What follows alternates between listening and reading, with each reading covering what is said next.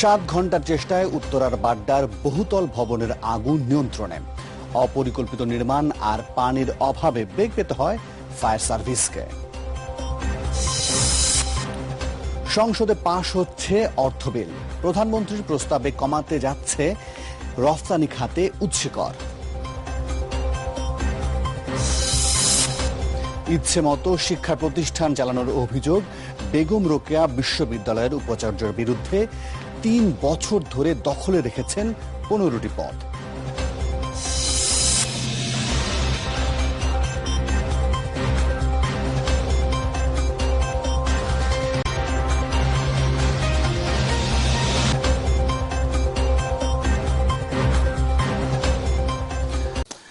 প্রায় 7 ঘন্টার চেষ্টায় নিয়ন্ত্রণ এসেছে রাজধানীর উত্তরার বাড্ডার বিটিআই প্রিমিয়ার প্লাজার আগুন। ফায়ার সার্ভিস জানিয়েছে অপরিকল্পিত নির্মাণ ও দুর্বল অগ্নি নির্বাপন ব্যবস্থার কারণে আগুন নিয়ন্ত্রণে বেগ পেতে হয় তাদের। ভবনের ব্যাপক ক্ষয়ক্ষতি হলেও নিরাপদে সরিয়ে নেওয়া হয়েছে ভবনের বাসিন্দাদের। ঘটনা তদন্তে গঠন করা হয়েছে 5 সদস্যের তদন্ত কমিটি। হঠাৎ করে উত্তর বাড্ডার বিটিআই প্রিমিয়ার প্লাজার 2য় তলার ফার্নিচারের শোরুমে আগুন। মুহূর্তেই তা ছড়িয়ে পড়ে ভবনটির 4টি টাওয়ার বিস্তৃত ফার্নিচারের শোরুমে।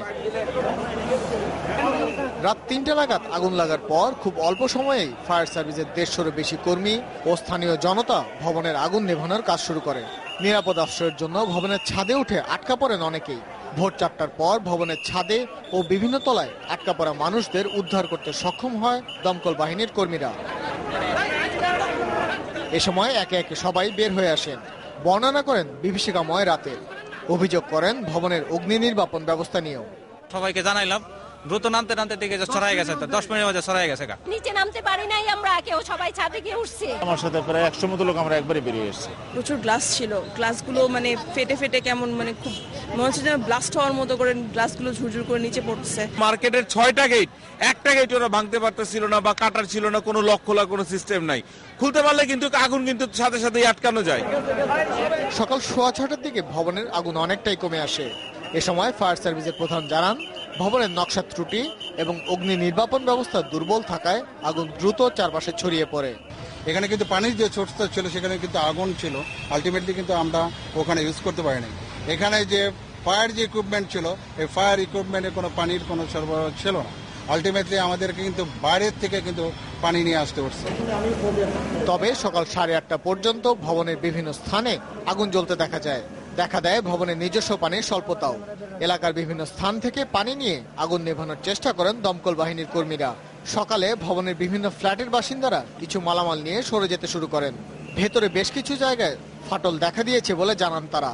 পুরো বিষয়ের জন্যই দায়ী করেন বিটিআই কর্তৃপক্ষকে। ভবনের 4টি টাওয়ারের 100টিরও বেশি ফ্ল্যাটে বসবাস করে 500-রও বেশি মানুষ। ভাস্কর ভাদুরী, যমুনা নিউজ, ঢাকা। উত্তর বাড্ডার ঘটনাস্থলে আছেন আমাদের সহকর্মী ইব্রাহিম খলিল, তিনি সরাসরি যোগ দিচ্ছেন আমাদের সাথে। ইব্রাহিম, একটু বলুন যে এই ঘটনার পর ভবনের অবস্থা এখন কেমন, ভেতরকার অবস্থা জানতে চাই। একই সাথে যে তদন্ত কমিটি গঠন করা হয়েছে তারা কি কাজ শুরু করতে পেরেছে কিনা?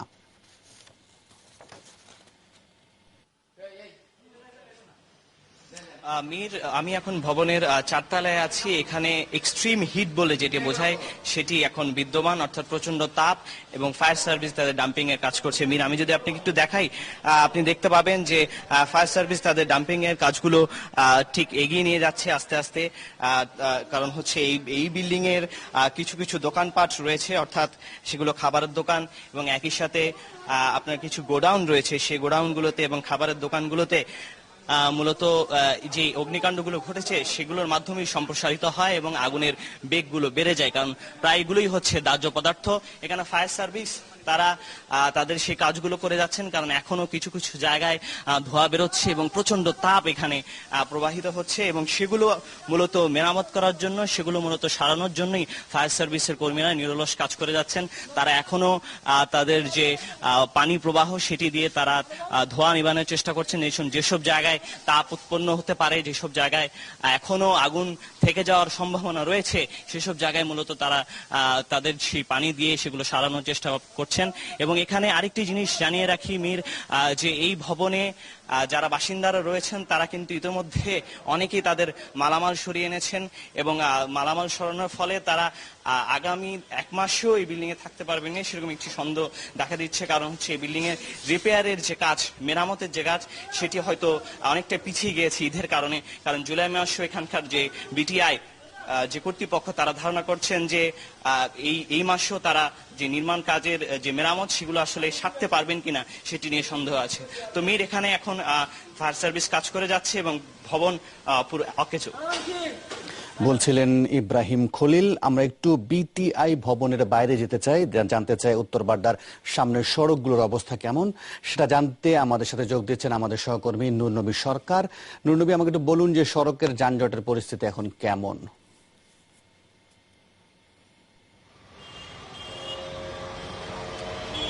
মীর, সড়কের যানজটের পরিস্থিতি এখান দিয়ে একটি এবং দুটি করে গাড়ি যেতে পারছে বিটিআই ভবনের সামনে দিয়ে রামপুরা থেকে নতুন বাজার অভিমুখে।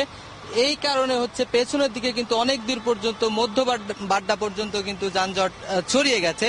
তো এখান দিয়ে ধীর গতিতে গাড়ি চলছে। এখানে ফায়ার সার্ভিসের গাড়িগুলো রাখার কারণে, অন্য গাড়িগুলো রাখার কারণে এরকম অবস্থা তৈরি হয়েছে। ফায়ার সার্ভিস গেলে তারপরে হচ্ছে হয়তো বা রাস্তার পরিস্থিতি স্বাভাবিক হতে পারে, তবে সারা দিনই রাস্তায় কিন্তু যানজট থাকবে, এরকমই আমার কাছে দেখে মনে হচ্ছে। আর কিছুক্ষণ আগে কথা হয়েছিল বিটিআই এমডি প্রকৌশলী এফআর খানের সঙ্গে। তিনি বলেছেন যে ফায়ার যে কারণ, সেটি কি কারণে হয়েছে সেটি তারা তদন্ত করে দেখবে, ফায়ার সার্ভিস তদন্ত করছে এবং তারা ধারণা করতে পারছেন না। আর ভবনের কি পরিমাণ ক্ষতি হয়েছে এবং মালামালের কি পরিমাণ ক্ষতি হয়েছে সেটির বিষয়ে তিনি বলেছেন যে বুয়েট আসলে ভবন নিয়ে পরীক্ষা করে যখন প্রতিবেদন দেবে তখন তারা আসলে এটার বিষয়ে জানতে পারবেন।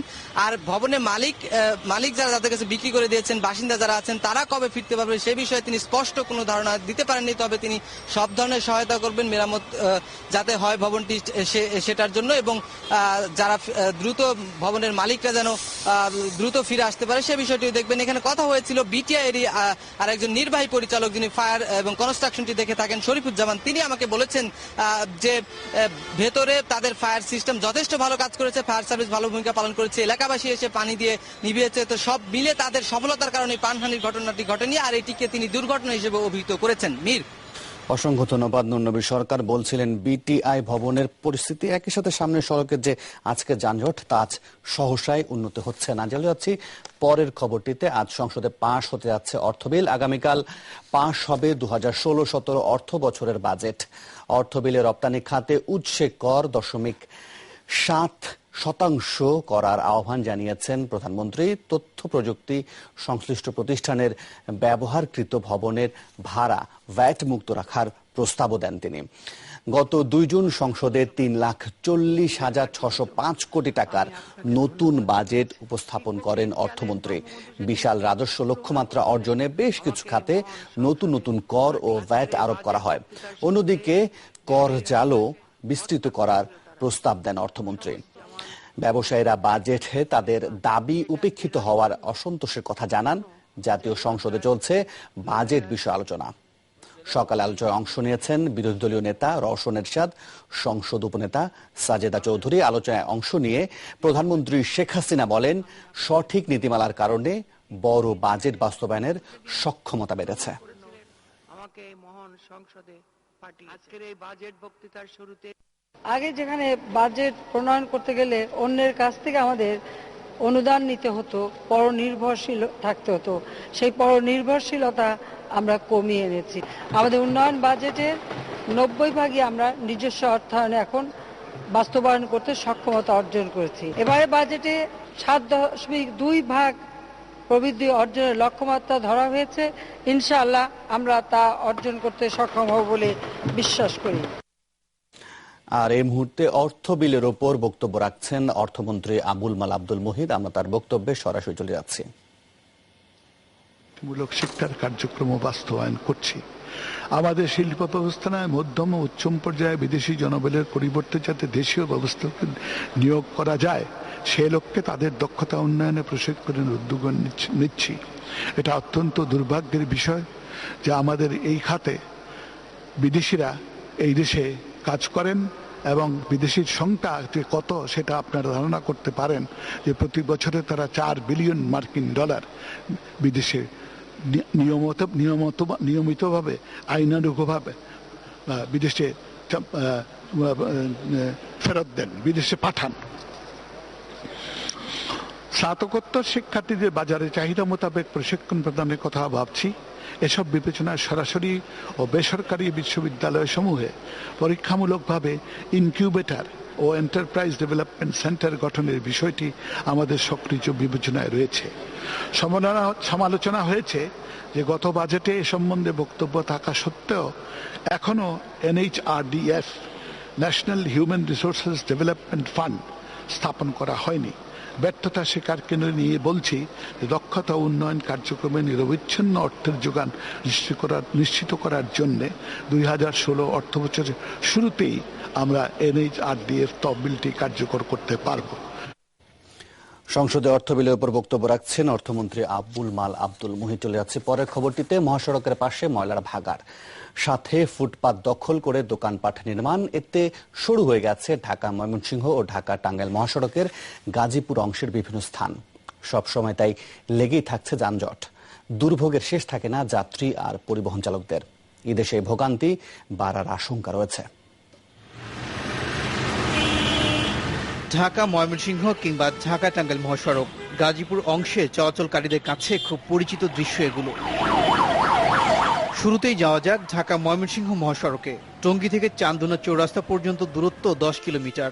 এই অংশে যত্রতত্র পার্কিং আর দুপাশে গড়ে উঠেছে অসংখ্য দোকানপাট। সবসময় তাই লেগে থাকে যানজট। 8 ঘন্টার পথ যেতে লাগে 2.5 থেকে 3 ঘন্টা। একই অবস্থা ঢাকা টাঙ্গাইল মহাসড়কের কোনাবাড়ি ও চন্দ্রা এলাকাতেও। দুর্ভোগের অন্যতম একটি কারণ ময়লার ভাগাড়ও, সাথে বৃষ্টি হলে দেখা দেয় জলাবদ্ধতা। এখান থেকে শুরু হয়ে কোনাবাড়ির কলেজ গেট পর্যন্ত এই যানজট, ময়লা ফেলানো হয় এবং একটু বৃষ্টি হলেই রাস্তার পাশ দিয়ে কোনো বড় ড্রেন নাই। সিটি কর্পোরেশনের কোনো ড্রেন ব্যবস্থা এখনো হয় নাই। ট্রাফিক পুলিশ তো নাই কি এখন বর্তমান, রোদের মধ্যে বাইরে হয় না তো ওনারা। যাত্রী আর পরিবহন চালকদের অভিযোগ, সমস্যার কথা বারবার জানানো হয়েছে সংশ্লিষ্টদের, কিন্তু কোনো কাজ হয়নি। ঈদে ভোগান্তির সংখ্যা থাকলেও হাইওয়ে পুলিশের দাবি যাত্রীদের ভ্রমণ নিশ্চিতে নেওয়া হয়েছে সব ধরনের পদক্ষেপ। রাস্তা তো চিকুন, যে জন্য গাড়িরও প্রেশার বেশি, আবর্জনাগুলো তো এখানে ফেলার কারণে গাড়িগুলো উল্টোভাবে ফেলতেছে। এই একটা গাড়ি ফেলতে যদি 10 মিনিট 5 মিনিট করে সময় লাগে তো অনেক সময় লাগে। সম্প্রতি মহাসড়ক পরিদর্শনে এসে সড়ক পরিবহন ও সেতুমন্ত্রীও শুনিয়েছেন আশার বাণী। জানিয়েছেন ঘরমুখো মানুষের যাত্রা হবে স্বস্তিদায়ক। 4 লেনের কারণেও যানজট হতে পারে নির্মাণ কাজের জন্য, সেজন্য আমরা বিকল্প ব্যবস্থা নিয়েছি। রাস্তাকে ওয়াইডেনিং করা হয়েছে। এটি হয়তো আশার খবর মহাসড়ক দুটি ব্যবহারকারীদের। ওবায়দুর রহমান, যমুনা নিউজ। ভোলার ইলিশা লঞ্চ ঘাটে পন্টুন না থাকায় চরমে পৌঁছেছে ঘরমুখো মানুষের। ঝুঁকি নিয়ে ঘাটে নোঙর করছে নৌযান। এতে বড় ধরনের দুর্ঘটনার আশঙ্কা বেড়েছে। যাত্রী ভোগান্তি দূর করতে কর্তৃপক্ষকে দ্রুত পন্টুন স্থাপনের আহ্বান জানিয়েছে জেলা প্রশাসক। পন্টুন বা লঞ্চ টার্মিনাল না থাকায় এভাবেই ঝুঁকি নিয়ে ঘাটে নোঙর করতে হচ্ছে ছোট বড় নৌযানগুলোকে। স্থানীয়দের অভিযোগ, মাস দুয়েক আগে মেঘনার ভাঙনে বিলীন হয় ইলিশা লঞ্চ ঘাট সহ 3 কিলোমিটার এলাকা। পরে পন্টুন অন্য জায়গায় সরিয়ে নেয় অভ্যন্তরীণ নৌ পরিবহন কর্তৃপক্ষ। এতে নৌযানে ওঠানামায় চরমে পৌঁছেছে যাত্রী দুর্ভোগ। লঞ্চ ফেলেস করা যায় না, টার্মিনাল নাই, এখানে যাত্রী কত দুর্ভোগ। ব্যাগ পরিয়া যায়, মানুষের পার থেকে জুতা ছুটে পরিয়া যায়, মানুষের খুব ঝুঁকি। ঈদের আগে বেড়েছে ঘরমুখো মানুষের চাপ। এই পরিস্থিতিতে পন্টুন না থাকায় দুর্ঘটনার শঙ্কা করছে নৌযান কর্তৃপক্ষ। জুয়ারির বাগানের মধ্যে এখন লঞ্চ বেরোতে আছি, এখন যেভাবে এখানে টার্মিনাল না দিলে অনেক যাত্রী ক্ষয়ক্ষতি হইব। একটা লোক পড়ে গেলে আপনি কি করবেন? যে পানির স্রোত যে কোনো সময় অ্যাক্সিডেন্ট হতে পারে। যদিও এ বিষয়ে কথা বলতে রাজি হয়নি BIWTA, তবে যাত্রী ভোগান্তির বিষয়ে জানেন জেলা প্রশাসক।